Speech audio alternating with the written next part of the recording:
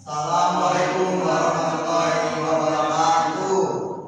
Kami dari kelompok 8 akan mempresentasikan hasil diskusi dari kelompok kami yang berjudul karya ilmiah. Sebelumnya perkenalkan, saya Fauzan Bintang Putra. Saya Muhammad Ibi Fauzani. Saya Sinta Zulatul Asmina.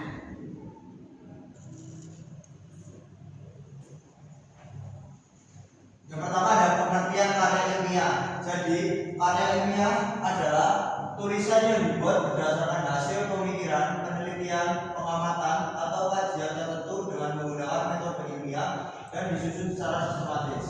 Penulisan karya ilmiah harus menggunakan bahasa yang formal, objektif, dan dapat dipertanggungjawabkan. Karya ilmiah biasanya digunakan dalam dunia pendidikan dan penelitian untuk menyampaikan informasi atau hasil penelitian kepada pembaca. Dalam penulisannya, karya ilmiah harus didukung oleh data dan fakta yang jelas, sehingga isi tulisan tidak hanya berdasarkan opini pribadi penulis. Lalu ada ciri-ciri karya ilmiah. Yang pertama itu ada objektif. Objektif itu berarti harus didasari dengan fakta dan data, bukan menurut opini dari pribadi penulis. Terus yang kedua ada sistematis. Sistematis itu berarti karya ilmiah disusun secara runtut dan jelas, mulai dari pendahuluan sampai penutup. Lalu yang ketiga ada menggunakan bahasa baku. Menggunakan bahasa baku itu karya ilmiah sesuai dengan kaidah bahasa Indonesia yang baik dan benar. Penggunaan tidak boleh sembarangan dan harus bersifat formal. Lalu yang keempat itu ada logis. Logis itu berarti dapat diterima dengan akal dan memiliki hubungan sebab akibat yang jelas. Lalu yang kelima ada dapat dipertanggungjawabkan. Karya ilmiah dapat dipertanggungjawabkan karena informasi ini memiliki sumber yang jelas.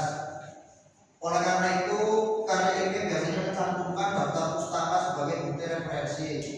Yang keenam ada menggunakan metode ilmiah. Dalam penyusunannya, karya ilmiah menggunakan langkah-langkah ilmiah seperti pengumpulan data, analisis, dan penarikan kesimpulan. Lalu yang terakhir ada bersifat faktual. Isi karya ilmiah berdasarkan kenyataan atau fakta yang benar-benar terjadi, bukan hasil imajinasi. Lalu ada tujuan karya ilmiah. Tujuan yang pertama itu menyampaikan hasil penelitian atau pemikiran. Yang kedua ada menambah pengetahuan dan wawasan pembaca. Yang ketiga melatih kemampuan berpikir kritis dan sistematis. Yang keempat menjadi sarana pengembangan ilmu dan pengetahuan. Yang kelima memberikan solusi terhadap suatu permasalahan.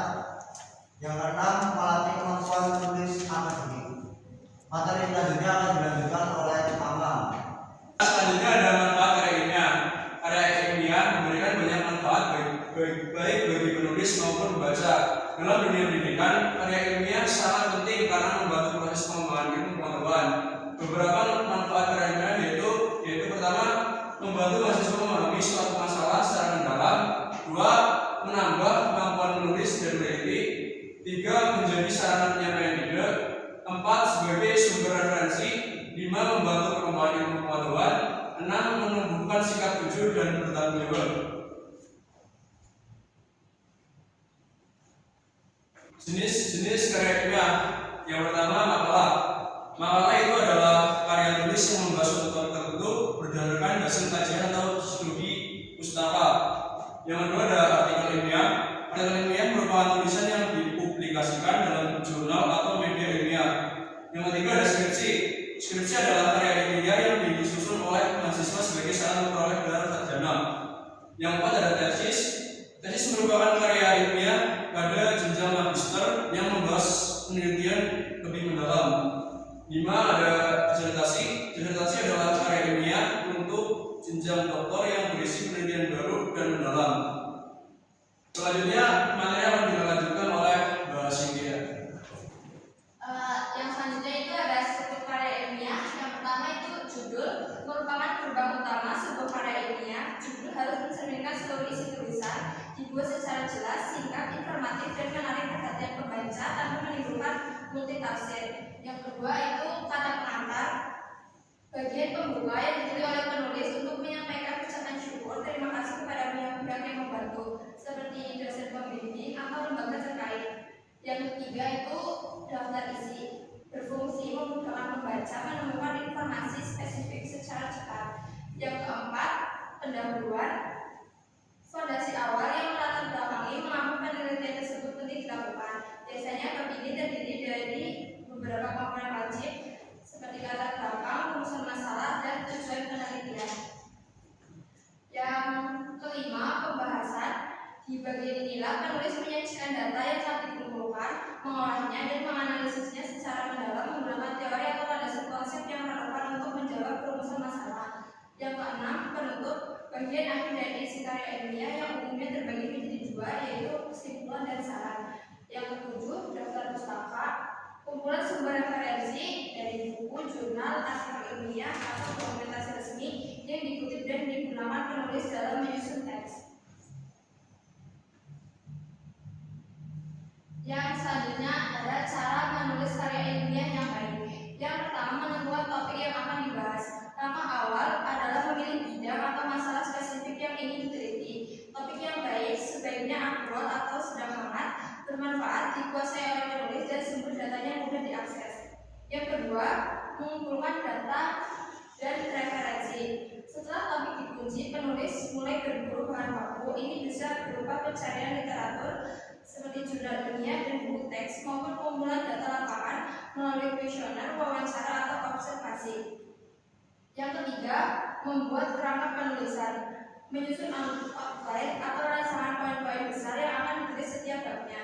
Kerangka ini berfungsi sebagai kompas agar argumen tetap fokus dan tidak melebar kemana-mana saat proses penelitian. Yang keempat, membuat isi karya ilmiah secara sistematis. Mengembangkan kerangka yang sudah dibuat menjadi paragraf utuh. Proses penulisan harus mematuhi struktur baku dari pendahuluan hingga penutup dan menjaga alur logika berpikir antar paragraf tetap tersambung dengan baik. Yang kelima, melakukan pengecekan bahasa dan isi tulisan. Tahap penyuntingan atau editing dan proofreading. Di sini penulis memeriksa ulang kesesuaian isi dengan teori, kebenaran data serta tata bahasa, memastikan penggunaan bahasa baku, ejaan sesuai QWB atau PED, dan tidak ada salah ketik atau typo. Yang keenam, menyusun daftar pustaka. Tema terakhir adalah merapikan seluruh sumber acuan yang dipakai ke dalam format sitasi standar seperti APA, FLA, atau Harvard Style untuk menegaskan bahwa karya tulis tersebut memiliki landasan yang valid. Kesimpulannya yaitu karya ilmiah merupakan tulisan yang disusun berdasarkan metode ilmiah dan menggunakan data yang dapat dipertanggungjawabkan.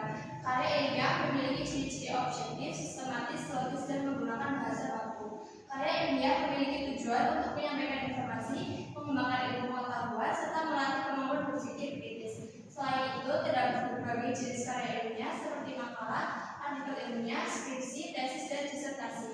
Mahasiswa perlu memahami cara penulisan karya ilmiah agar mampu membuat tulisan yang baik, benar, dan sesuai dengan kaidah penulisan ilmiah. Sekian dari kelompok kami. Mohon maaf jika ada tutur kata yang kurang berkenan. Wassalam.